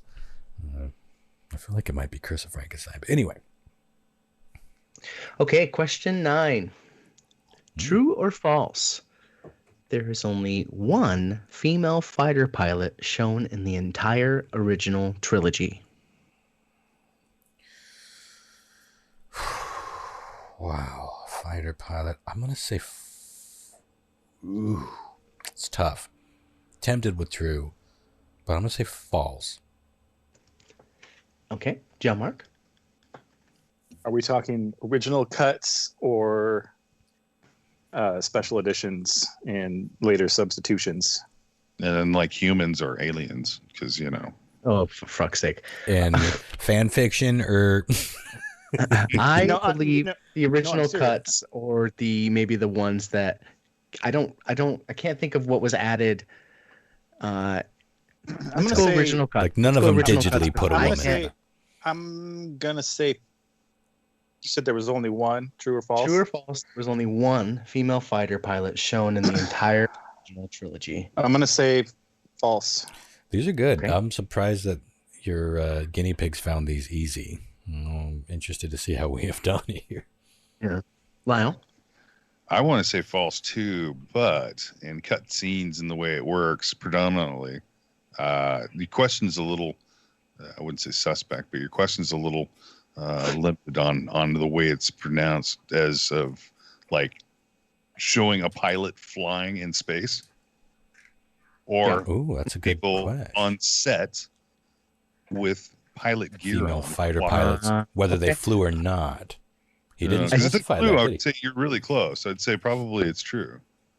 But if you look on the background on the set, I bet you'd see more than one woman out there with a pilot costume on. Did Lyle just analyze your trick question? That's good thinking. It is good thinking. We'll find out. So where are you going with, Lyle? I'm gonna go. True.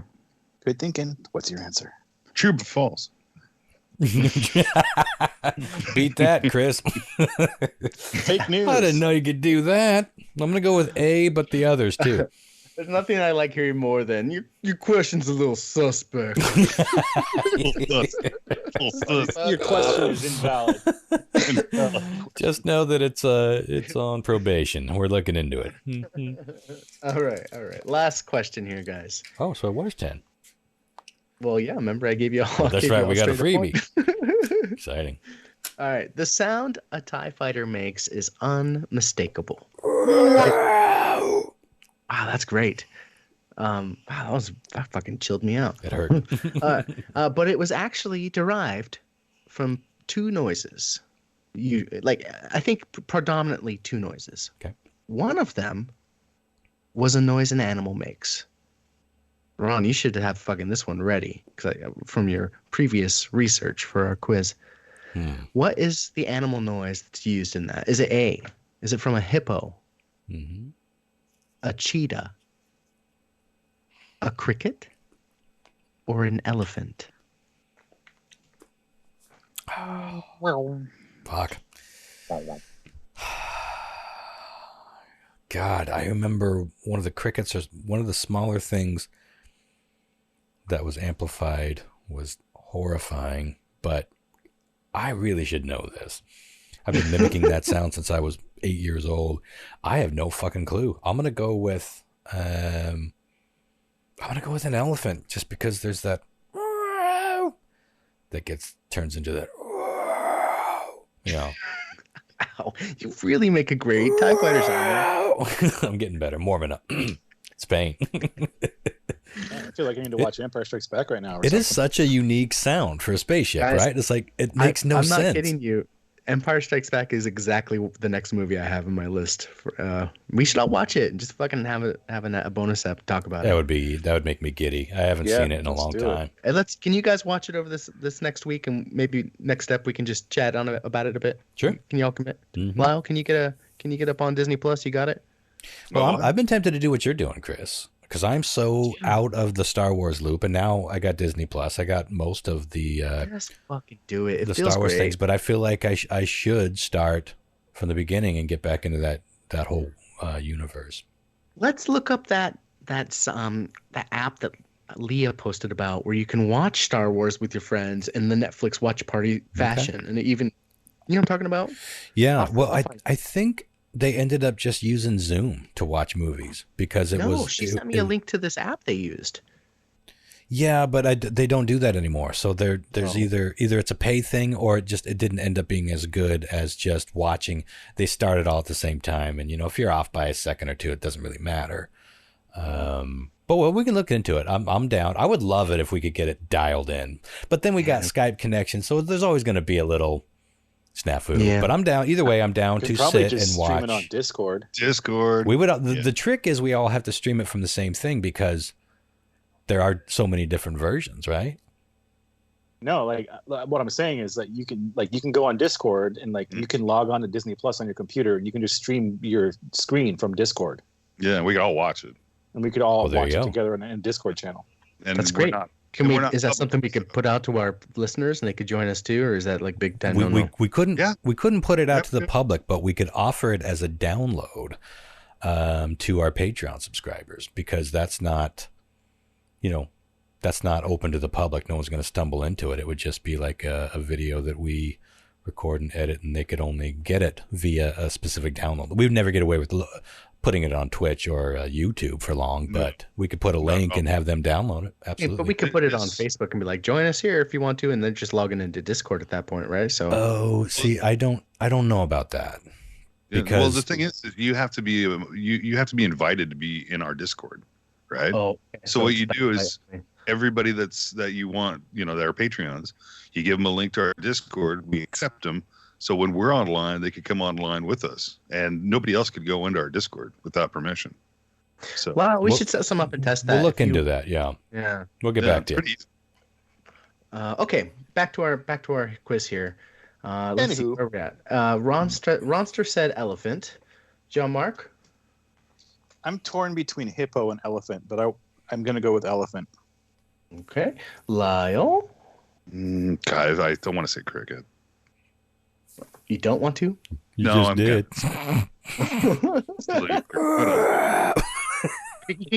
Ricky. I have no voice tomorrow, but it just seems to me like I remember it being like a slowed down backwards cricket or something stupid. Okay. Slowed down backwards cricket. Sure. Not a bad band name. Sorry, I'm just tabulating some scores here. Wow. Interesting game. Let's see. Sorry, Steven. All right, let's go with the answers. Question 1. Sorry, I let you down again. Mm-hmm. Before Jim Henson was brought on to make cutting-edge animatronic puppets for the original trilogy, George Lucas had tinkered with portraying Yoda as by putting a rubber mask on a trained monkey with a fucking stick. Up. And they actually had a I knew I should have gone with that one. It felt right. They actually had a little photo shoot of like what it might look like. It wasn't the Yoda mask, but they put one on and they got photos. I think this is from that. I'm gonna send it over. That's insane. Yeah. Yeah, it's really bad. That is not the character of Yoda at all. Maybe they originally had him as more of a spastic character. Yeah. Isn't that weird? I mean, I'm sure it wouldn't be bouncing off the walls. It would be trained. But it's a monkey. A monkey is not going to be mystical and, like slow movements and walk over here we will. It's going to be a fucking monkey. Nobody got that right. All right. Gotcha. Motherfuckers. Yeah. All right. I think you got us a lot here. True or false, the word Ewok is never actually spoken in the first 3 movies. That was true. Never actually spoken. Ron and John Mark got that correct. The only reason that it's an Ewok is because it's in the fucking credits as one. And they had subsequent things that Ewok Christmas specials and Return to Ender, Ewok whatever toys. Battle for Ender, was that what it was? Yeah. And by the way, I just saw a story. It's not a news story, but for some reason I just saw it from one of these space scientists that analyzed the whole end of Return of the Jedi, and they said that the Death Star, and the scientists, it's so great. It's like scientists analyzing this shit, and they said that with the explosion of the Death Star, spoilers, at the end of Return of the Jedi, it would have rained down on that moon, and the moon was small enough. They did all these calculations that no life would have been able to live after the destruction of the Death Star rained down upon that moon. Woof. So a little dark tidbit for you. All the Ewoks are dead, bitches. Mm-hmm. Yep. Which I'm fine with. That shit. I liked the Ewoks when I was a kid, but getting older, I was like, oh my God, back to the Ewok shit? So it'll be interesting watching Return of the Jedi. I've watched Empire many times just on its own because it's such a great movie. God, really? What? Return of the Jedi? I haven't seen it in a long time. Return of the Jedi. Yeah, Empire is my favorite too. Yeah, I mean, is that safe to say it's the best movie? Oh yeah, I think that's a pretty good consensus. Yeah. I just watched Jedi, not too long ago, and it still holds up, for the time, When I was a kid, I think I was more into Return of the Jedi. The shit like the Sarlacc pit, Han being unfrozen. There's a lot of really good shit in Return of the Jedi. Princess Leia. Yeah. Oh yeah. Well, coming of age, Ronnie was all about that slave Leia. Yeah. Yeah. Mm-hmm. But all right. Well. Never said Ewok. Never once. Only George knew. Only George. Okay, John Mark and Ron. Now they would be Ewok. Oh my God, stop that. Come on. If George Lucas had any say in any of this shit, they'd be Ewoks. Totally woke. Question 3. Qui-Gon Jinn, played by Liam Neeson, is shown speaking into a portable communicator in episode 1. When you look closely, though, I'm going to send right over to you. Oh, good. It's the banana on a decker. I'm telling you, man, a Qui-Gon Gin and tonic, at the very least, would be a great cocktail name. Coming over. That's the exact razor. I know. It's exactly. See, doesn't it on its own? It's the Star Wars shape. Yeah, it's so funny that you exactly described it. I was like, holy shit. Well, let's see. That was question 3, and that means just Ron got that correct. So Ron pulls ahead with the point there. Anyone that's lived with a woman through the bulk of the 90s probably knows this exact razor. It's the only razor any women that I dated used for a long time. Maybe they still do. Probably Ronster too. He seemed to know that razor really well. Let's just say the razor knows me really well. Question 4, true or false? George Lucas famously is quoted saying that Darth Vader was a character inspired by his childhood experiences with a drunken father. That was false. I made that up. Yeah. Do you know what the real origin was? I feel like I knew that story. You all got that correct. I couldn't fool you. Well done. Mm-hmm. Point of fun. Good. Question 5, you all got correct. We know that. Yeah, we go over aced it. Slayed it. You guys got it so fast, I don't even need to review it. Question 6, however. this famous director turned down an offer to direct Return of the Jedi. It was David Lynch. And I'm fucking shocked. Like, I don't know. Like, here's the thing, guys. I think David Lynch is pretty cool. He's done some shit that's really blown my mind. But I also think he's done some shit that I'm just like, what the fuck? I don't understand it. Probably why it didn't. Well, maybe he knew he wasn't right for it. But yeah, David Lynch is not. He turned it down because he didn't understand it. He was like, I don't get this. That's saying something. It's confusing, Carol. Yeah. Can you imagine though? Wouldn't you love to see the parallel universe version of David Lynch's? Now this Yoda character, George? Why? Yeah. It's just like I remember seeing an interview or reading about it somewhere where he was like, "Yeah, it just didn't make sense to me at the time." I was like, I don't think somebody else would do. Yeah, pretty much. I love that one of the most popular franchises in cinema history, it just didn't. He didn't get it. David Lynch thought it confusing and maybe obtuse. Yeah, Luke Skywalker stirring a cup of coffee with his lightsaber and saying, "This is a real good cup of coffee." Yoda smoked. Mm-hmm. Hilarious. Okay. Well, I must have remembered that from one of my David Lynch, because I would always research his, trivia for the shows that I would introduce. I must have just remembered that somewhere in the back of my crawl. Okay. You all got that correct for a point. Ron is still up by 1 point here. Oh, shit. True or false? The boy band NSYNC originally made a cameo in Attack of the Clones, but was subsequently cut from the film. That was true. I guess George Lucas's daughter was age appropriate and a huge fan, and just begged him, and he did it, and he hated it. So he cut it. Well, it's I'm sure something. She got to meet him, and it was like a fucking life dream experience for her and whatnot. So, sure. Let's see. John, Mark, and Ron got that correct. So we're still with Ron 1 point ahead of John Mark here, I believe. Feeling better. Not much. Question 8. Back. I know where we're going. We lost David Prowse, the man who was behind the mask for most of the movies. I made up 3 things about this guy, but the one that was true was that he was banned from all official Star Wars events because George Lucas found him annoying. Oh, fuck. Oh, that's crazy. I almost went with that. Yeah, nobody got that one. Well, you could say that about just about any of these. I was all over the map. Question 9. True or false? There's only one female fighter pilot shown in the entire original trilogy. That was false. There are none. Nobody. Oh, really? There's a single one shown. Well, that seems odd, doesn't it?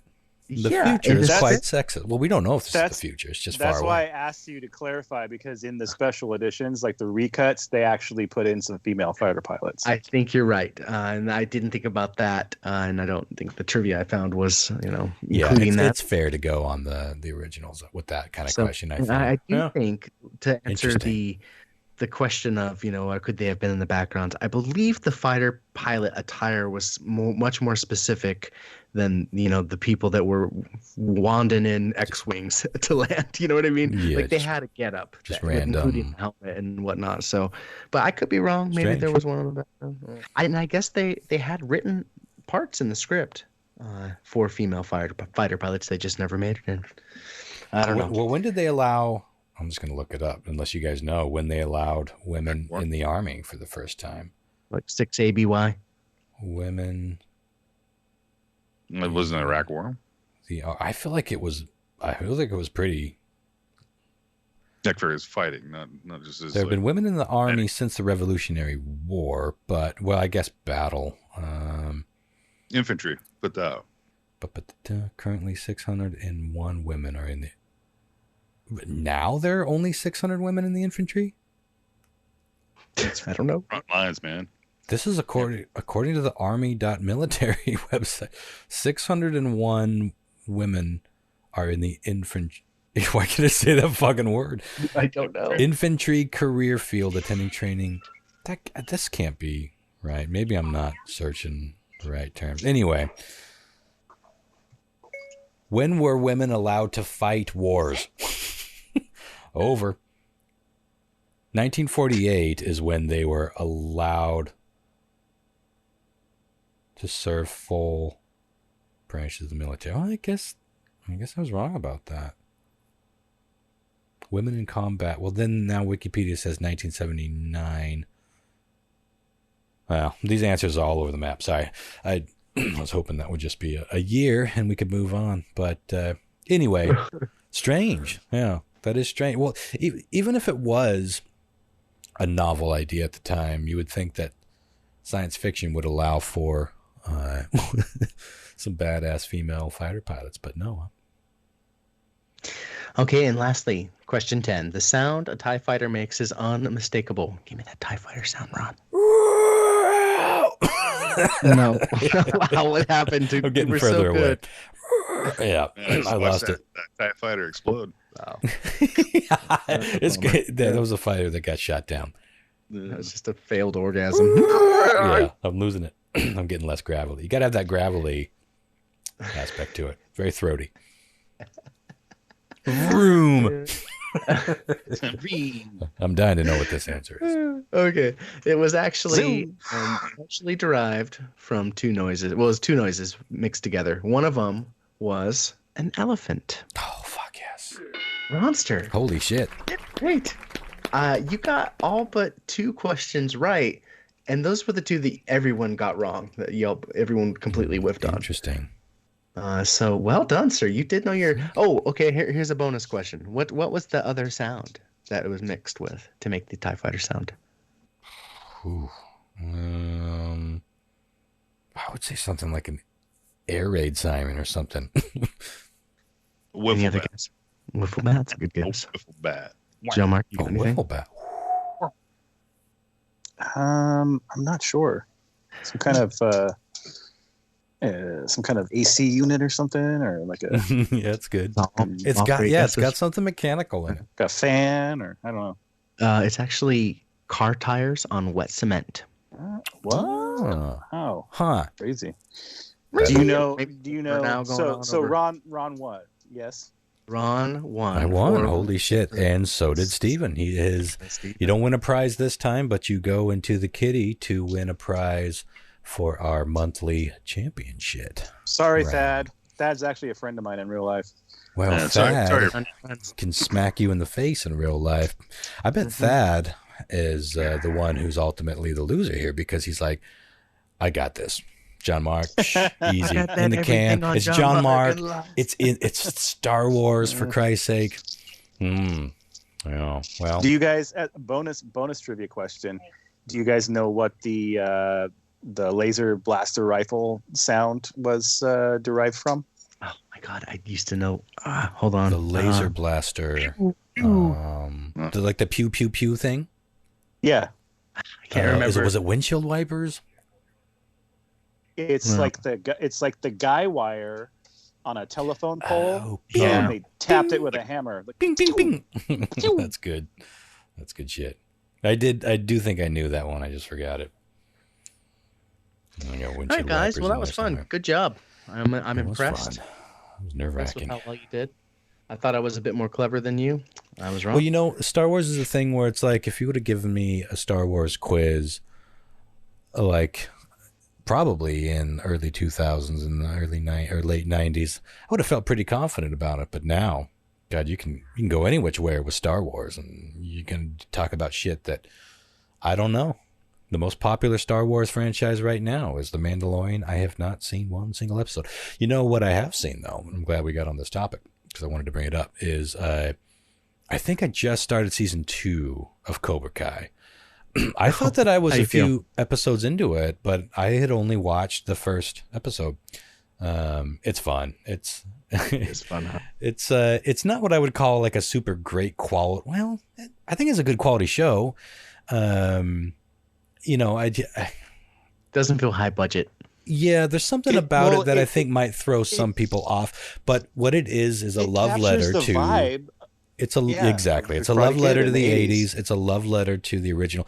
I think in order to really get a lot out of it, you have to be pretty familiar with It's a nostalgia. I don't mean just having seen the original Karate Kid, especially part 1 and 2. You need to have seen it quite a few times. You need to really know that story, because there are all sorts of little things that pop up, and little characters that pop back up, and you're like, oh, that's for people like me that knew that show.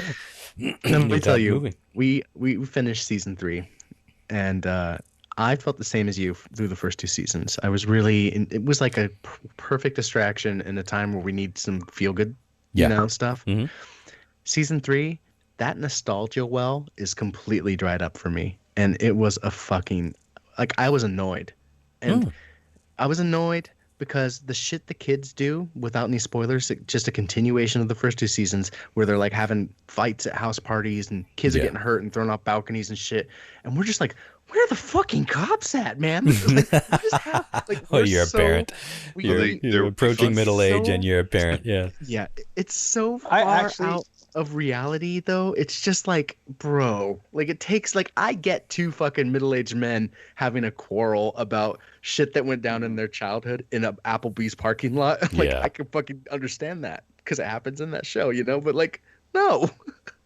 Anyways. Well, I actually read some shit online today about season 3 and how it was like, it seemed like it was like a totally different kind of tone or whatever. Which sucks because this is the first one officially made with Netflix money. You know what I mean? Like the first 2 seasons were on YouTube, filmed with YouTube funding, I would assume. Yeah. So I thought YouTube Red or whatever it was. Yeah, which fucking sucked. Nobody wanted that. But man, I don't know. That's when I watched it. That was when I watched. Have fun with it, but I also felt that be warned. Where season 3 ends was exactly what I thought season 3 would be about in its entirety. Like that it would start there. Sure. Like it felt like a fucking filler. I will say that I have no problem with any of the scenes with Johnny and mostly Daniel's son. Mm-hmm. Like I think that story is the best part. I really enjoyed Johnny. Mm-hmm. He's fucking great. It's the kids you had an issue. One thing I felt watching it was I was so thankful that I grew up in a time before smartphones and social media, and it's like bullying, they cover a lot of that. And I'm glad they cover that in the show, but it's like, God, I'm so glad that I didn't have to go through that as a child and a teen. And it's like all the mean kid shit. I'm so terrified for Logan. Honestly, I don't want him to be bullied, but even more, I don't want him to be a bully. Like, you know what I mean? Yeah, to be a bully. Yeah. Fuck. Parenting is tough. Yeah, it's one of those things where you want to raise them right, man. And they're going to go through phases. You can't beat yourself up when they do something shitty. It doesn't mean that you're fucking up, and it doesn't mean that they're going to be a fuck up when they're older. You go through phases. And it's kind of a natural thing for children and young adults to do, is to test like that's how you survive, and that's how you get by. It's how you figure shit out. You test everything, and sometimes you got to test being a dickhead. This goes full circle. It's funny how often this happens on the show, just incidentally. Going full circle is like looking back on, me and Jason and my cousin sitting in Denny's. We were dickheads. We were out doing nothing is it Mr. good. T or is it Ice or Mr. T, bitch? Well, by the way, love your movies. That might have been his first movie, actually. I don't know, but it was that thing where you go through a spell, and then hopefully you look back on your earlier days, and you're like, what the fuck? I feel like that's correct. You go through some phases and you figure it out.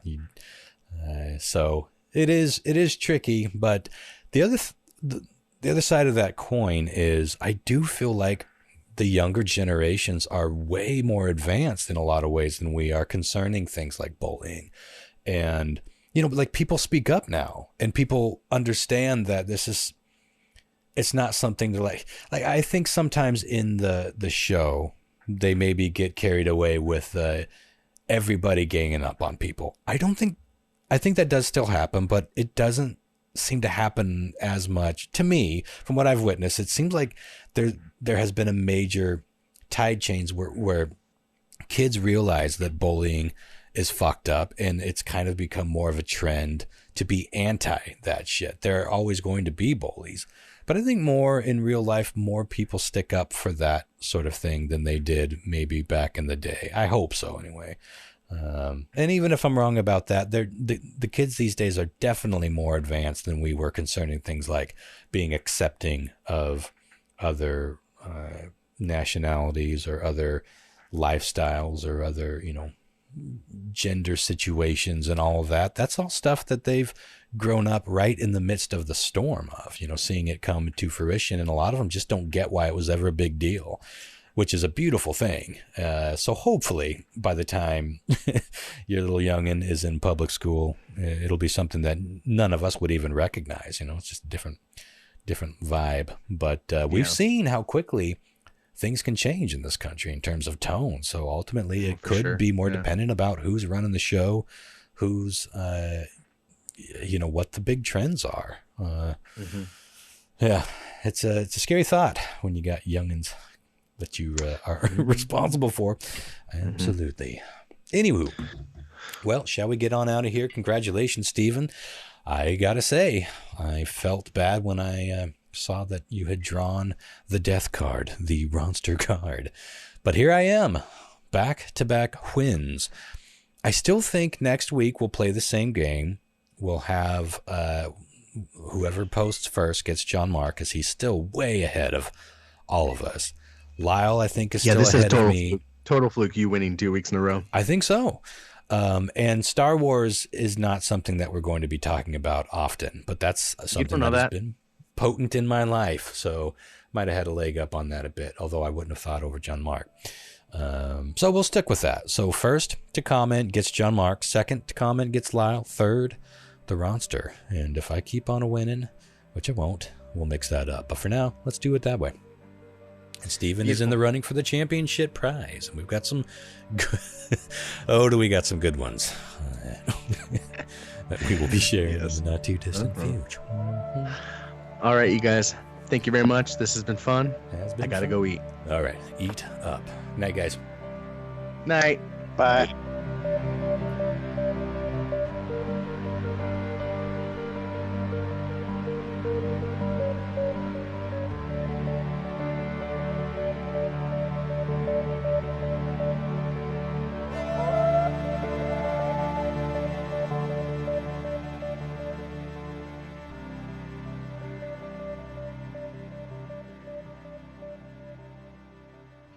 Oh.